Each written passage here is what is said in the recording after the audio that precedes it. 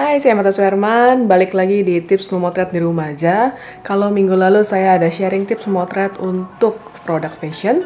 Nah, yang kali ini saya mau sharing tips memotret untuk foto makanan.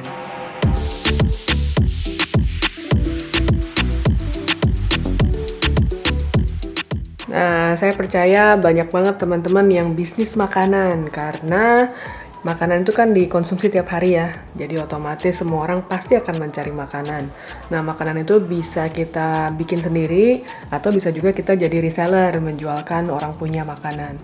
Nah, sekarang ini karena lagi masa PSBB kayak gini, otomatis semua orang pengen belinya online. Nah, kita tuh harus punya gambar foto makanan yang mewakili dan yang kelihatan enak pastinya, jadi orang terpancing untuk beli makanannya.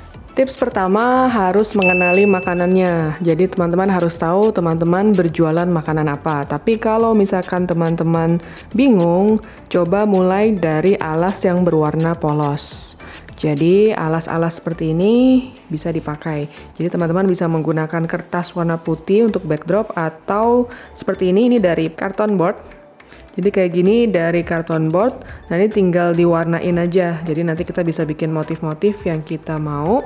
Nah, kita tinggal letakkan produk makanannya di atas sini. Nah, ini saya kasih contoh dengan 3 produk yang berbeda. Jadi ini makanan yang berbeda. Yang pertama ini coklat. Jadi coklat kalau ditaruh atas abu-abu juga warnanya tetap bagus. Terus kemudian juga kalau roti ini juga ditaruh di atas tempat yang berwarna abu-abu seperti ini juga tetap netral. Atau di sini ada paru. Nah, paru ini kan makanan Indonesia ya. Nah, ini juga kalau di atas tempat abu-abu gini juga tetap netral. Jadi warna yang netral itu berguna banget buat teman-teman yang mungkin masih bingung kira-kira mau taruh alasnya seperti apa. Karena kebetulan saya nggak punya kertas warna putih, jadi yang kali ini saya kasih contohnya pakai papan berwarna abu-abu. Jadi ini nggak beda jauh. Nah, kemudian juga teman-teman kalau misalkan mau berjualan online harus punya foto yang produknya berdiri sendiri. Jadi misalnya teman-teman mau jualan di Tokopedia atau mungkin di Instagram, harus ada satu produk misalnya yang difoto hanya sendiri, standalone begini. Nah, itu penting karena biasanya kepakai untuk kayak foto-foto katalog atau foto produk yang menunjukkan memang detail dari satu produknya itu sendiri. Kemudian kalau teman-teman punya palet kayu bekas, nah bisa disambung kayak gini. Jadi ini bisa kita kasih warna sehingga bisa menjadi alas untuk foto. Ini juga warnanya saya pilih warna netral, jadi warnanya warna coklat tua. Nah, ini bisa dikombinasikan dengan foto-foto makanan dan properti yang sejenisnya. Untuk memotret sebuah produk, kalau teman-teman tidak punya studio lighting, bisa menggunakan window lighting seperti ini. Jadi di pinggir saya ini ada jendela, di mana kita letakkan produknya di pinggir jendela ini, sehingga lightingnya bisa kita dapatkan dari sisi samping. Tinggal belajar bagaimana meletakkan produk yang pas dengan tempat yang pas. Kemudian kalau teman-teman kira-kira melihatnya kok kayaknya bosan ya, garing gitu, nggak ada detail apa-apa, cuma flat aja pakai alas abu-abu. Nah, teman-teman untuk tips keduanya teman-teman bisa bermain dengan properti. Jadi kita bisa letakkan seperti ini untuk panggangan, kita buka rotinya, bungkusannya, kemudian rotinya kita taruh di atas sini. Nah, elemen-elemen ini bisa menambah unsur-unsur estetika dalam sebuah foto kamu. Untuk melihat komposisinya kira-kira sudah sesuai dengan yang kita inginkan atau belum, teman-teman bisa menggunakan smartphone untuk kira-kira melihat komposisinya sudah sesuai belum ya, dan kira-kira apa yang kurang. Nah, teman-teman bisa juga menggunakan tripod dan kamera sehingga kita bisa lihat komposisinya seperti apa dan mengira-ngira apa aja unsur yang kita perlu tambahkan atau kita hilangkan. Pemotretan makanan untuk komersil biasanya memang makanannya tidak bisa dimakan. Beberapa memang dibuat untuk tidak bisa dimakan. Jadi dia dibuat misalnya setengah matang atau kemudian dioles dengan sesuatu yang memang bukan untuk dikonsumsi. Nah, tapi untuk sesi yang kali ini karena ini untuk berjualan online, jadi kita tidak harus sampai level seperti itu. Kita cukup menggunakan apa yang kita miliki kemudian dimaksimalkan karena saya percaya teman-teman juga pasti ingin berhemat biaya sehingga bisa memaksimalkan apa yang kita miliki. Maksimalkan detail teman-teman bisa juga menggunakan tepung ya kalau misalkan fotonya memang foto makanan atau roti kayak gini. Jadi ini kita create image-nya memang tampak seolah-olah seperti di dapur, baru selesai masak gitu, jadi masih berantakan seperti di dapur. Nah, kira-kira seperti ini. Saya tambahkan tepung-tepung di bagian sini, terus kemudian saya tambahkan serbet juga. Nah, ini kira-kira seperti ini, kemudian kita tinggal eksplorasi angle-nya seperti apa yang kita inginkan.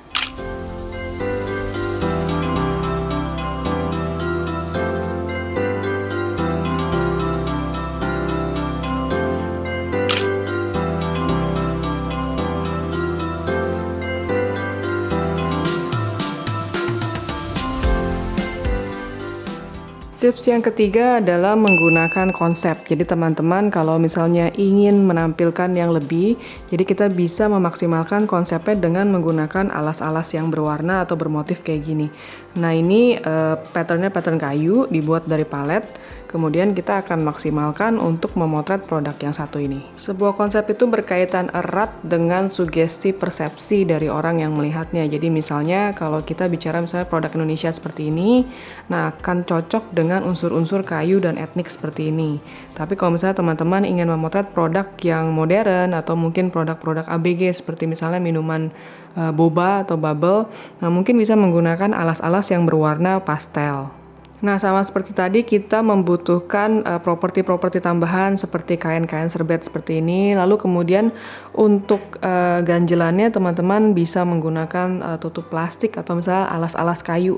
Nah, ini biasanya digunakan untuk leveling produknya. Jadi supaya nggak tenggelam dan bisa lebih stand out, kadang-kadang kita butuh alas-alas untuk meletakkan produk di belakangnya.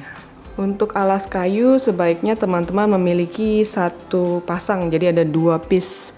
Nah, ini ada satu untuk di alas bagian bawah dan juga satu lagi untuk bagian belakangnya. Jadi kita buat seperti huruf L. Yang perlu diperhatikan kalau ada packaging yang seperti ini aluminium foil seperti ini. Nah, adalah ini pantulan dari si detail-detailnya aluminium ini. Nah, ini kalau mengganggu kita memang membutuhkan post processing. Tapi teman-teman coba di setup dulu sampai dia benar-benar kerutannya tidak terlalu mengganggu. Kemudian juga dari logo itu salah satu unsur yang penting. Jadi teman-teman harus perhatikan logonya jangan ketutupan atau misalkan dia miring atau detail-detail lainnya yang mengganggu. Jadi logo itu harus kelihatan jelas. Nah, setup juga berpengaruh pada pengambilan atau angle. Nah, angle-nya ini kalau kita setup seperti ini, logonya di bagian depan, otomatis kita harus ngambil dari bagian depan, bukan dari bagian atas. Jadi kalau teman-teman mau ambil yang flat lay seperti ini, nah ini harus settingannya yang memang produknya menghadap ke atas. Jadi kalau misalnya teman-teman mau motret burger itu akan lebih indah kalau diambil dari bagian depan, bukan dari bagian atas. Sama halnya dengan produk ini, kalau kita setting berdiri seperti ini, otomatis harus ambilnya dari bagian depan. Tapi kalau teman-teman mungkin mau ambil dari bagian atas, kita harus meletakkannya seperti ini.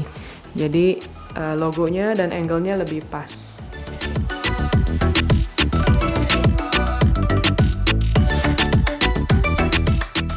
Teman-teman nggak punya alas foto, teman-teman juga bisa menggunakan tangan teman-teman sendiri untuk memegang produknya. Nah, ini menunjukkan ukurannya sebagai pembanding antara besar produknya dengan tangan kita. Nah, ini bisa menjadi satu foto yang menarik juga untuk sebuah produk online. Kemudian kalau di sekitar rumah teman-teman banyak sekali highlight dan shadow seperti ini juga bisa dimaksimalkan. Jadi ini bisa menjadi background yang menarik untuk foto kita. Cara meletakkannya mudah, tapi teman-teman harus perhatikan cahayanya, pastikan produknya itu memiliki cahaya yang cukup. Dan juga jangan terlalu dekat ke background karena akan ada bayangan yang muncul di bagian belakang. Ini muncul karena cahaya datang dari atas, jadi ada bagian di bagian belakang sini, ada shadow yang muncul.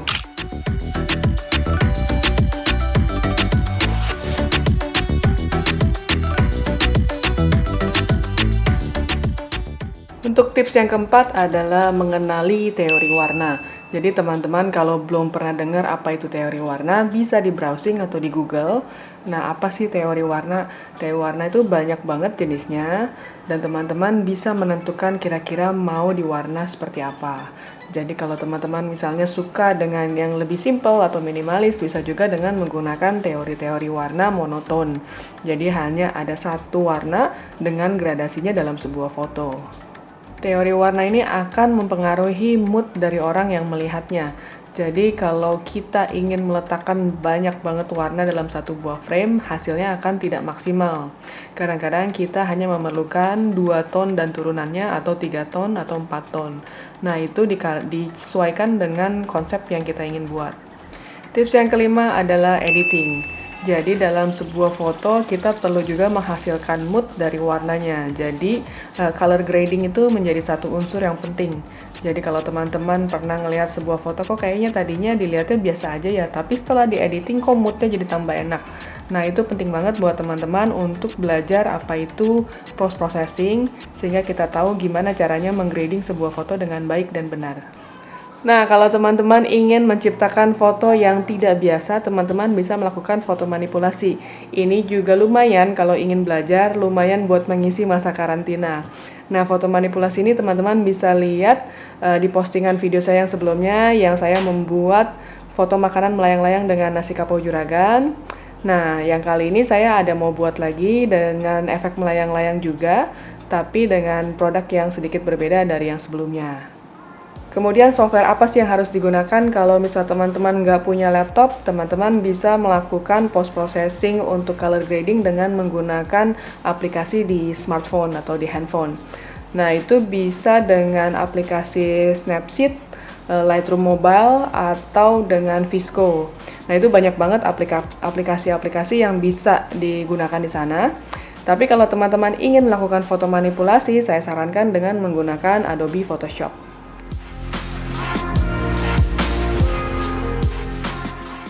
Nah, yang kali ini saya fotonya pakai Nikon Z7. Nah, itu dia setupnya. Jadi setupnya simple banget, cuma pakai karton atau map. Jadi semua warnanya putih. Jadi packaging aslinya tuh sebenarnya kayak gini. Nah, ini udah ada isi rendang benerannya. Tapi kalau misalkan kita mau fotonya dengan packaging seperti ini, dia banyak lekuk-lekukan yang kurang cantik. Jadi saya kemarin itu minta bungkusan yang memang baru. Jadi ini bungkusannya memang belum dipakai dan dalamnya nih saya isi anduk supaya bentuknya bagus. Untuk komposisinya sendiri di dalam frame sini saya sengaja bagian atasnya saya kosongin. Tujuannya supaya nanti kita dapat produknya. Jadi nanti kan di sini mau dikasih rendang atau paru di bagian atasnya supaya angle-nya sama. Jadi atasnya saya kasih space kosong.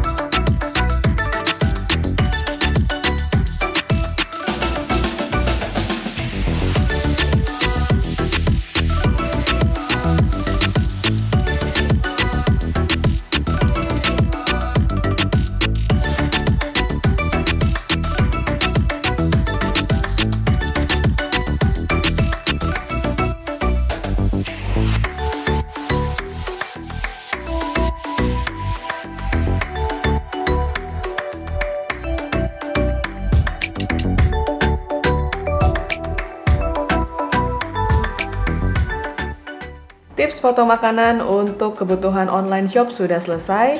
Jadi buat teman-teman yang ingin request tema berikutnya silahkan tulis di bawah. Jangan lupa like, comment, subscribe, dan juga share. Thank you for watching and keep safe everyone.